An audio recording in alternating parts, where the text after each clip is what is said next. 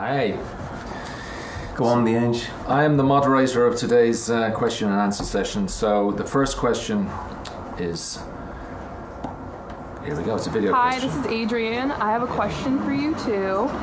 What song are you most looking forward to performing off the Joshua Tree during this tour? Do you want to take that one, Larry? Yeah, I'm very much looking forward to playing all of them. Not one in particular. I think opening night, going into Where the Streets Have No Name, is going to be a very exciting moment for me. Running to Standstill that's the one in rehearsals that I'm finding so overpowering I can hardly sing it. Is the truth. I think it's going to have to be One Tree Hill for me. I really love that tune, and it reminds us of our really good friend Greg Carroll that worked for us and passed away during the recording of that album. Good answer. Question 2 from Ryan in Queenstown, New Zealand. It's to Larry. As a drummer myself, I cannot wait to hear you smash into Exit this summer. What song are you most looking forward to playing from Joshua Tree and why? Oh, it's a no-brainer. Exit. Okay, this one is from Davey in the Netherlands. Every album's inspired by a pair of shoes. Can you think of a pair of shoes that inspired the Joshua Tree? That would be the cowboy boot. The desert boot? Yeah. That's We had the desert boot. there was some brothel creepers involved in Acting Baby. The Beetle boot was boy. Beetle boot was Post-punk. boy.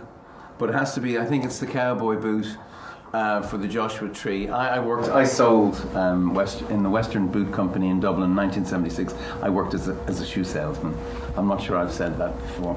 And as you know, there's no business like shoe business. David in Berlin. Was Adam a good host while recording in his house? Well, it wasn't my house then, but in fact, I'd gone to school next door, so as we were recording the album, I started to realise how much I felt comfortable in that general environment. When I was in that school, I used to look over the wall and kind of wonder what was going on over there, and then I bought the house, so I was looking the other way.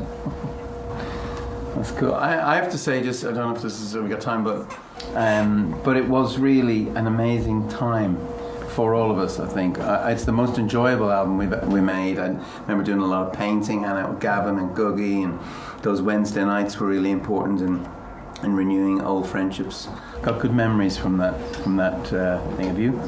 Yeah, I think recording in a house was a huge thing for us because it was much more inspiring rather than being in the cold clinical recording studio with the red light on and all that. Being in a house, you just kind of forgot about being recorded and you just were making music, so it was a great freedom.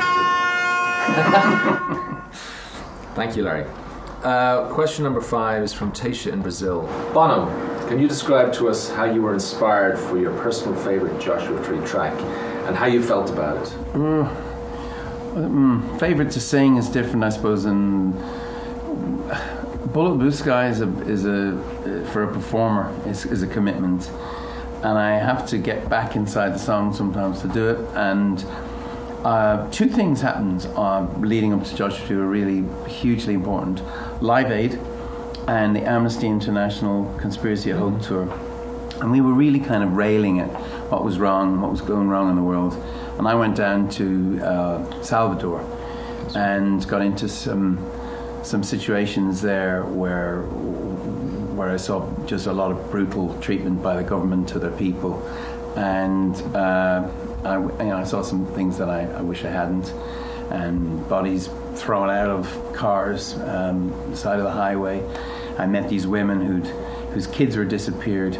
And that we wrote Mothers That Disappeared in honor of them. So that trip, and maybe those 2 songs, if that's not stretching, Bullet the Blue Sky and Mothers That Disappeared. This is another video question. Hi, this is Chris from Jersey. I have a question. What song are you mad you didn't put on the album? What song are you mad you didn't put on the album? It had to be Sweetest Thing. Sweetest Thing. Yeah. Well, they're asking you to hang on for a second. Okay. You asking us to hold on? okay. For me, there's a song we didn't finish that we almost finished. It came out on the Metal Heartland. I would have loved if we got that finished. There's another song called Walk to the Water. A lot of the B-sides on the Joshua Tree were very special. Luminous Times, did you just mention that? Mm-mm. That's a very special U2 song. And then Walk to the Water. Yeah. And Sweetest Thing. That was important. The missus owns the rights to that. If you recall, I gave it to her as a present because I forgot her birthday. And she said, well, if you're really giving it to me, does that mean you're actually giving me the song? And then she gave the money away to the Chernobyl Children's Project. But I actually just meant the song was about you. I didn't really mean to give her the song, but she took it. It's great. Good for her. What about you, Larry? Any? No memories of that. Okay. You've no memories. Okay, moving swiftly along. Jim McDonald from New York. Is it true that Brian Eno was so close to trashing Where the Streets Have No Name because it wasn't working? If true, how did you stop him? We have to thank Pat McCarthy. That's an edge. Pat McCarthy, our assistant engineer, actually physically restrained Brian Eno. Had to come behind him and put him in a giant bear hug and talk him down because Pat was coming into the room apparently with a fried breakfast for Brian, because Brian had asked him to leave the room and get him some breakfast. And when he came in, his hand was literally inches away from the record button, which would have erased the multi-track. And Pat grabbed Brian, and Brian says, "But Pat, don't you realize if we have to start again, we'll save so much time. They're just laboring over this backing track that will never make the grade." And anyway, it turned out Brian was totally wrong. The backing track was a little ragged. Did you lose the breakfast? I think the sausages may have ended up on the floor, but the track was saved. He's a great sausage maker. I think it's fair to say. He went on. Well, Brian Eno's a great sausage maker. Yes. But on the Rashers, Great man with the sausage. Yes, he's a great man with the sausage. And Pat McCarthy went on to what? Pat is a very well-established record producer in his own right. He produced R.E.M. multiple times. He's been in the studio with Madonna, with various people. So, thanks, Pat. We owe you one. Thank you. Question 9 from Michael in Brisbane. Gentlemen, I would like to ask, where the Streets Have No Name? What kind of a place is it? How did you come up with the idea of such a mysterious place? I should probably say that started in Ethiopia on a trip that myself and Ali took. We were working in Ethiopia in a feeding station, believe it or not, in a little orphanage. I was known as the girl with the beard, and we stayed there for I think 5 weeks. We worked with World Vision and an Irish NGO called Concern. And at night, there was obviously nothing to do. I wrote this, Where the Streets Have No Name, this idea of this place, a place of imagination, a place of soul. I also had in the back of my head the troubles that were going on in Northern Ireland and how people, you could tell their religion by what street they lived on. And I just thought about this other, more open place, this place, as I say, of imagination. Right. And I'd bring the buzzer if I heard that too, Larry. So just... Okay, a kind of more serious question from Brian in Mexico. Why are you giving tickets to secondary markets selling at inflated prices? Who wants to take this one? We've had this question, there's been a few of this, and a lot of it to do with the excitement of the tickets going on sale for this tour. And I think it's important for people to understand that we absolutely do not profit from secondary ticket sales.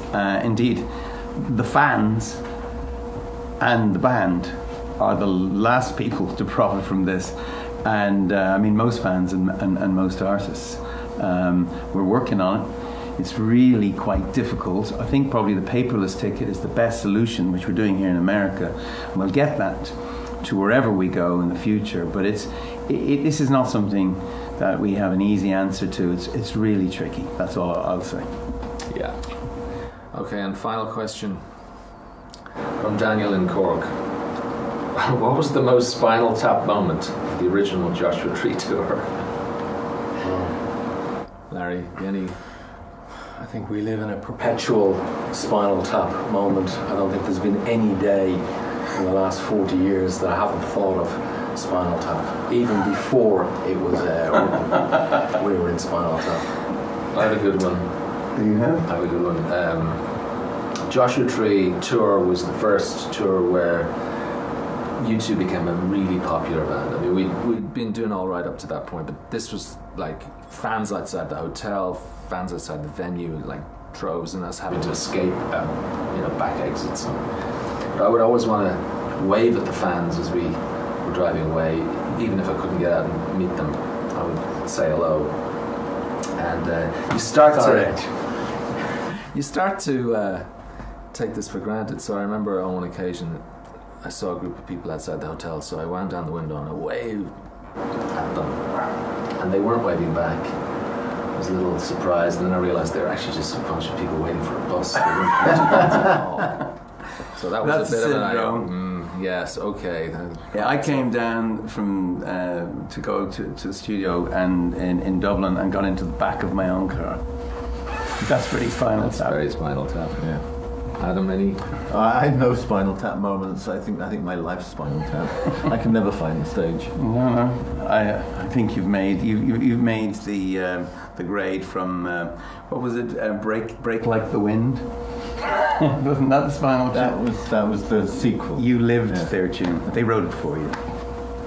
I think that's it, lads. That was 11 questions. Break Like the Wind. A bonus question there, I think. There might be a bonus question.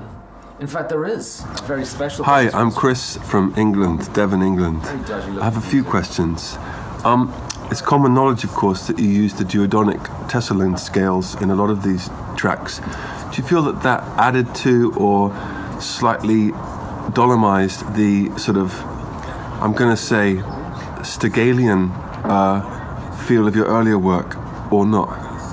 My second question is, who is Hugh and why can't you live with him or without him? And thirdly, did you write Running to Stand Still about the rise of the treadmill and the gym culture? And do you think that in a way the Joshua Tree predicted that sedentary mobility movement? Those are my questions. If you could answer all of them, I'd be most delighted. Thank you. Love, your fan, Chris. No. Wow. He's very astute. He's Very astute. I mean, we had totally exhausted the Stignalian thing on the first 3 albums, so I hadn't got Chris down for the progressive rock lurgy. No. But clearly he's a sufferer in there and under there. I agree with him though. There's some great and extraordinary songs have been inspired by the treadmill. I mean, there's a whole. That's a great playlist actually, and I put Rush of Blood to Your Head at the top of that. And what's the other one? Speed of Sound. Mm-hmm. Is that like a table tennis type? Yeah, that would definitely be on that list. It's a compilation. What was it? Treadmill songs. Yeah, that's right. And there's also I Will Fix You If You Fall Off. There you go. Thank you, Chris. Thank you, everyone. Time.